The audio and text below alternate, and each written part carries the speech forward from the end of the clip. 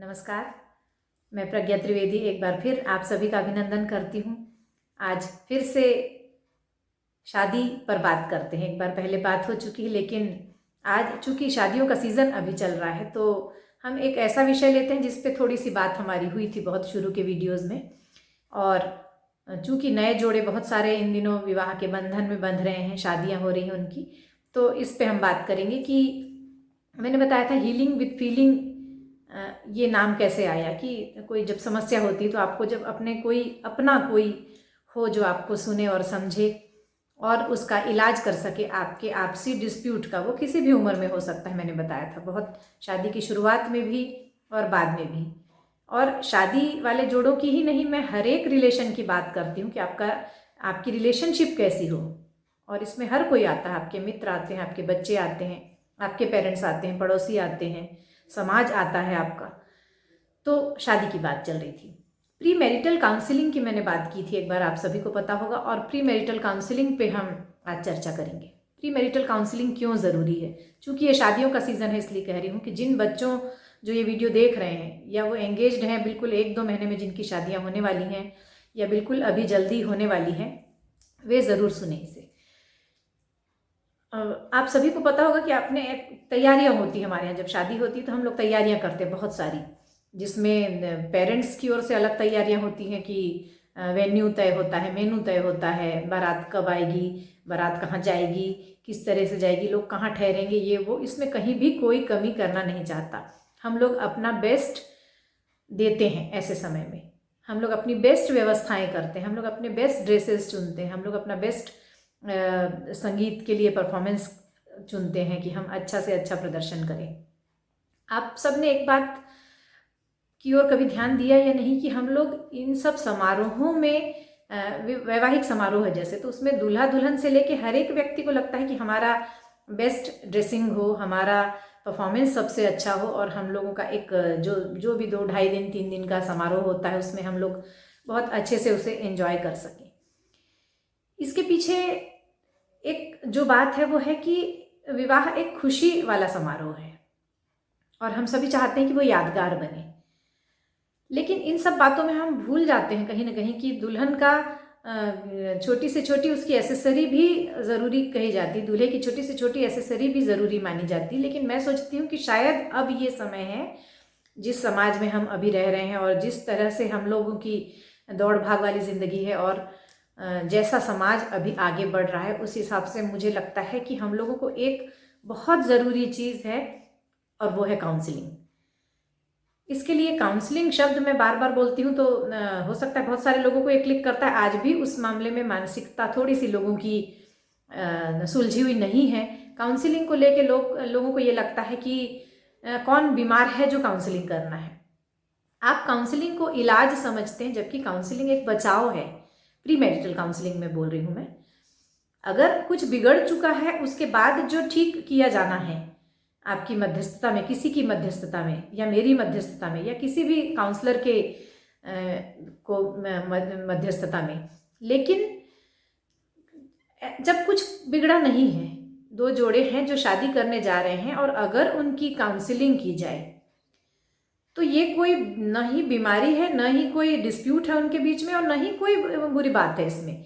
ये धीरे धीरे हमारे समाज को और हम सभी को समझना पड़ेगा। हम सब पेरेंट्स को समझना होगा, आप सब जो शादी के बंधन में बंधने जा रहे हैं उन्हें समझना पड़ेगा कि एक बार किसी काउंसलर से जो प्री मैरिटल काउंसलिंग करते हों, मैंने किया है इस बीच में बहुत सारे लोगों का जो जिनकी शादियां होने वाली है, तो बहुत से ऐसे लोग हैं जो जिन्हें लगा कि उन्हें आना चाहिए और बातचीत करना चाहिए तो किया, और उन्हें एक तरीके से मेंटली प्रिपेयर करते हैं हम लोग। और मेंटली प्रिपेयर होना किसी बात के लिए वो बिल्कुल भी गलत नहीं है। इसका अर्थ ये है कि आप कई लोग ऐसा बोलते हैं कि आप सोचते ही क्यों हैं कि डिस्प्यूट होंगे, आप ऐसी जगह में जाना ही क्यों है आपको कि आप सोचें कि डिस्प्यूट होंगे तो हम वहाँ सॉल्व करने जा रहे हैं। ऐसा बिल्कुल भी गलत है। आप लोग सभी इस मामले में थोड़ा सा ब्रॉड माइंडेड हो के आपको सोचना पड़ेगा कि आप पेरेंट्स की बात कर रही हूँ और जिनकी शादियाँ हो रही उनकी भी, कि आप थोड़ा सा खुले विचारों से अगर सोचें तो आप कोई आपने एक छोटा सा ड्रेस भी आपने लिया है, अगर छोटी सी चीज़ है, कोई साड़ियाँ ली हैं, शेरवानी ली है, तो उसको भी आप चाहते हैं कि वो लंबे समय आपका साथ दे। आप ऐसा तो नहीं करते कि वो 1 दिन या 2 दिन के लिए आप ड्रेस खरीदते हैं, 1 दिन या 2 दिन उपयोग होने लायक। जब हम ऐसी चीज़ें यूज़ एंड थ्रो नहीं खरीदते तो हम लोग अपने संबंधों के बारे में क्यों नहीं सोचते कि वो लॉन्ग टर्म के लिए चलें। और जब लॉन्ग टर्म के लिए उसे चलाना है तो हमें उसकी प्रिपरेशन करनी पड़ती है। हम लोग उसे क्योंकि शादी बहुत जल्दबाजी में तय होती है, अरेंज मैरिजेस की बात कर रही हूँ। और जिनमें पहले से पहचान है वो भी ये जान लीजिए कि आप अगर 10 साल से भी पहचान में हैं लेकिन साथ रहते हैं जब आप एक छत के नीचे, तो बहुत सारी ऐसी चीज़ें आती हैं जिसमें आपको डिस्प्यूट हो सकते हैं। इसका अर्थ ये नकारात्मक बिल्कुल भी नहीं है कि डिस्प्यूट होंगे ही। डिस्प्यूट होना बिल्कुल ही सामान्य प्रक्रिया है, ये मैं बताना चाहती हूँ।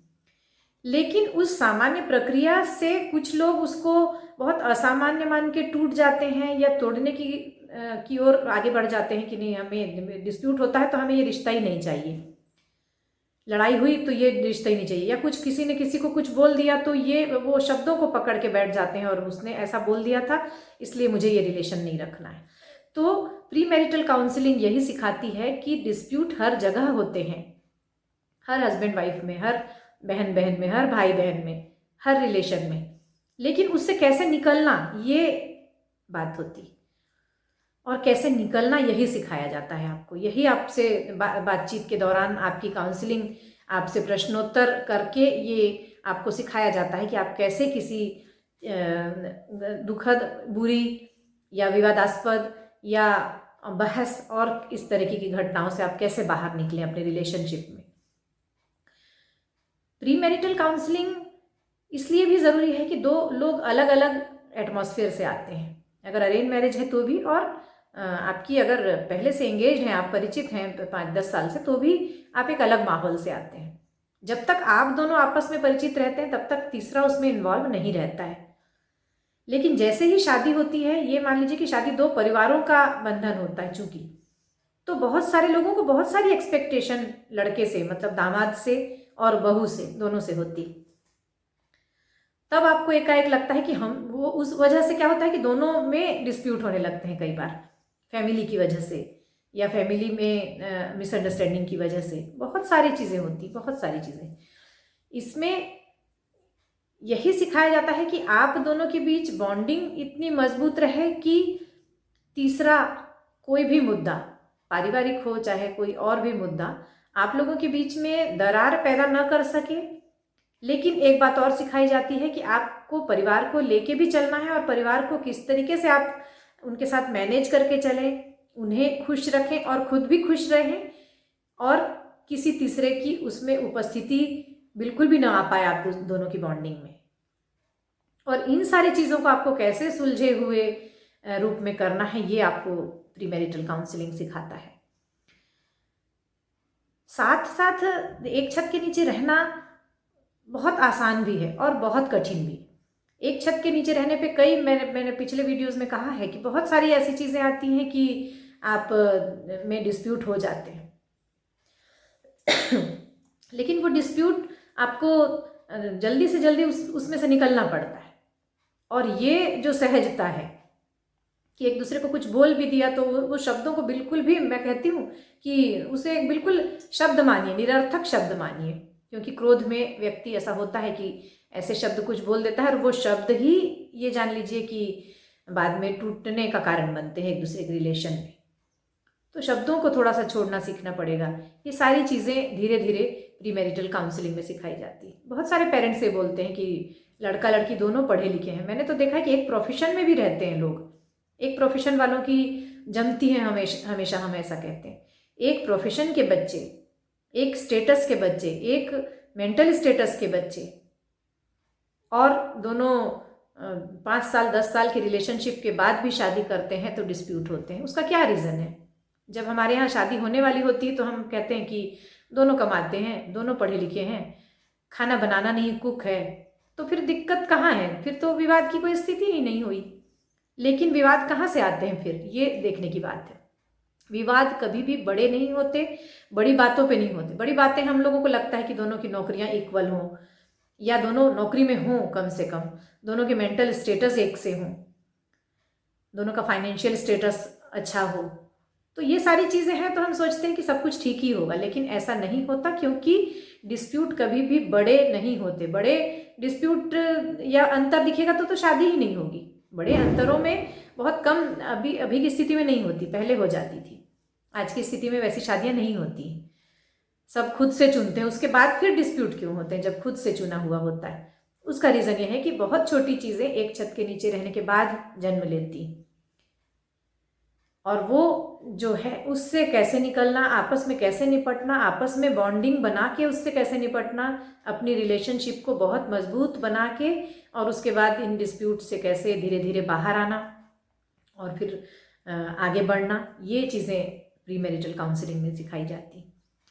तो आप सभी से मेरी गुजारिश है कि अगर आप ये वीडियो देख रहे हैं और बहुत जल्दी आपकी इस बीच में अगर शादी है, तो काउंसलिंग को एक इलाज न समझ के एक बचाव समझें। इसे निगेटिव अर्थों में न लें कि काउंसलिंग क्यों। काउंसलिंग इसलिए कि आप जैसे अपने कपड़ों की तैयारियां कर रहे हैं, अपने डांस की तैयारियां कर रहे हैं, अपने शादी के और फंक्शंस की तैयारियां कर रहे हैं, वैसे ही आप मेंटली 2 घंटे एक काउंसलर के साथ बैठ के ये जानिए कि एक लड़के के साथ रहना क्या होता है, एक लड़की के साथ रहना कैसे होता है, और एक दूसरे की भावनाओं को कैसे समझा जाए, कहाँ पर हम लोगों में जाके डिस्प्यूट हो सकता है तो हम लोग उससे बचें, और अगर नहीं बच सकते तो हम उससे, अगर डिस्प्यूट हो जाए तो हम उससे कैसे निकलें। ये सारी चीज़ें, परिवार के साथ कैसे रहना, कैसे सारे मैनेजमेंट करना कि हम लोग धीरे धीरे सुलझे हुए इंसान बने। क्योंकि जिनकी शादियां हो रही वो 22, 25, 30 साल के होते हैं, अनुभव धीरे धीरे आता है। तो वो शुरू के 2.5-3 साल जो अगर आप अच्छे से अपने एक दूसरे के साथ निकाल लेते हैं तो फिर दिक्कतें नहीं आती। तो आज बस इतना ही। आप सभी से फिर एक बार गुजारिश है कि अगर आपकी शादियां हो रही हैं, पेरेंट्स से गुजारिश है कि आपके घर के में बच्चों की अगर शादियां लग गई हैं तो एक बार प्री मैरिटल काउंसलिंग ज़रूर करवाएं। इसे बिल्कुल एक रस्म का हिस्सा समझें, जैसे कपड़े और डांस की तैयारी होती, संगीत की तैयारी होती, वैसे ही इसे माने कि एक काउंसलर के पास 2 घंटे जाके चर्चा ज़रूर करें। इसमें बहुत सारी ऐसी चीज़ें आएंगी जो आप नहीं सिखा पाए होंगे, कभी नहीं हुई होगी बात, क्योंकि हम लोग अपने बच्चों को समझते हैं कि ये ठीक करेगा, ये ठीक से रहेगा, लेकिन ऐसा नहीं हो पाता। कई बार चीज़ें बिगड़ के आ जाती हैं सामने। तो आप सभी को फिर से नमस्कार, और आप सभी बहुत खुश रहें अपने रिलेशनशिप में, अपने रिलेशनशिप को मजबूत रखें, सुलझे हुए बने, खुद को खुश रखें, खुद से प्रेम करें और अपने सारे परिवार से बहुत प्रेम करें। धन्यवाद।